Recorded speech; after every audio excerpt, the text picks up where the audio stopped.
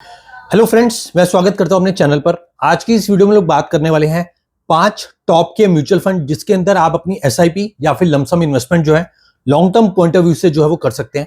उन mutual fund के जो नाम है वो मैं आपको बताऊंगा, जिसमें जो है सेग्रीगेशन होगा, फ्लेक्सी कैप भी होगा, स्मॉल कैप भी होगा, मिड कैप भी होगा, लार्ज कैप भी होगा। ठीक है, और साथ में ये भी बताऊंगा कि जो पिछले 3 सालों में जो है उस पर्टिकुलर म्यूचुअल फंड ने जो है हर साल कितना रिटर्न दिया है।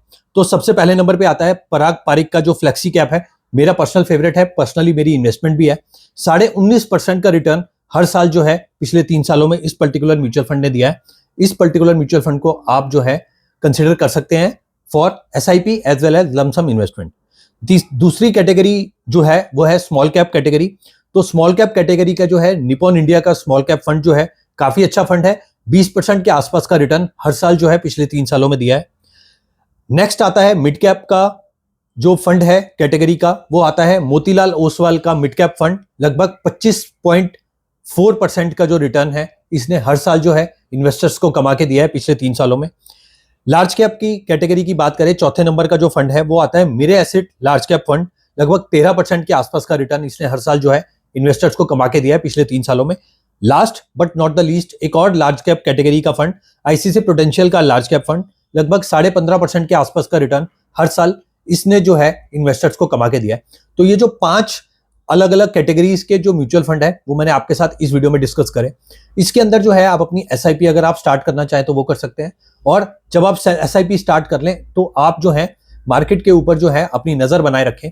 जब भी आपको लगे कि मार्केट के अंदर करेक्शन आया है, जैसे अभी जो है वॉर की सिचुएशन चल रही है, तो इस टाइम पे जो है आपको वो जो एग्जिस्टिंग आपकी एसआईपी चल रही हो उसके अंदर जो है आपको निरंतर जो है बाय ऑन डिप की स्ट्रेटजी के साथ टॉपअप जो है वो करना चाहिए किसी भी पर्टिकुलर अमाउंट का, जो भी आपकी पॉकेट साइज जो है वो अलाउ करे। ठीक है, सपोज आप 5,000 रुपए की एसआईपी कर रहे हो और जब भी आपको ऐसा मौका मिला कि अब वॉर की सिचुएशन है और मार्केट जो है वो नीचे है, तो आप वो 5,000 का 5,000 पूरा एडिशनल एड ऑन टॉपअप करके आप जो है एग्जिस्टिंग जो एसआईपी का आपका पोर्टफोलियो है उसके अंदर टॉपअप कर सकते हैं। ठीक है, इस तरीके से जो है आपको म्यूचुअल फंड के अंदर जब भी आप इन्वेस्टमेंट करते हैं तो एक अच्छा खासा कॉर्पस जो है वो क्रिएट होता है over a period of time.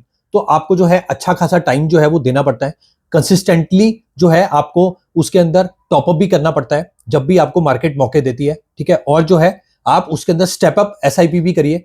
मतलब हर साल आप जो है एसआईपी की जो वैल्यू है उसको आप एटलीस्ट 10% जो है वो बढ़ाएं। सपोज अगर आप अभी फिलहाल अगर मैं बात करूं 2026 में अगर आप 5,000 रुपए की एसआईपी कर रहे हैं तो 2027 में जो है 5,000 की एसआईपी ना करके आप 5,500 रुपीज की एसआईपी करें। मतलब 5,000 के ऊपर आप 10% और बढ़ा दें।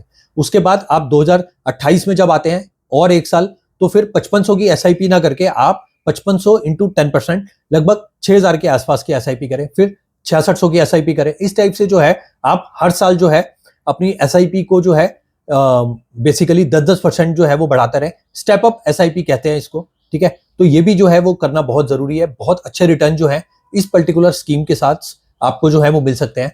इस पे आपका कोई भी डाउट हो तो आप कमेंट सेक्शन में पूछ सकते हैं। Thanks for watching this video. Bye.